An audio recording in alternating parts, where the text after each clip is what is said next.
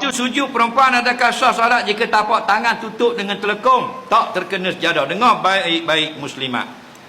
Dalam masa sujud, semuanya boleh berlapik melainkan dahi saja.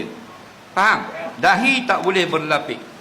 Maknanya kalau kita pakai stocking, repuang tudung dengan kain sujud, kaki sah. Lutut laki-laki perempuan memang wajib tutup dah. Tangan boleh tutup. Tak? Repuang telekung jatuh dulu, lepas tu tangan buah atas telekung tertutup berlapik dengan telekung, sujud sah. Orang lelaki lengang panjang, ayah dia pergi murah orang alik, tapi panjang lengang jubah pergi kanak natu. Panjang gini macam atu pocong. Pakai letak gitu, tudung tangan sah. Tak usah kata tudung tangan panjang, sengaja pakai sarung tangan sah. Masa qamat, tok siap waktu bik sarung tangan hoki. Sah. Tu bila tengok hoki, tu bila pun waktu bik sarung tangan boxing.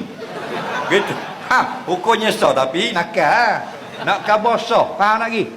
Sah. Yang tak boleh berlapik dahi. Okey?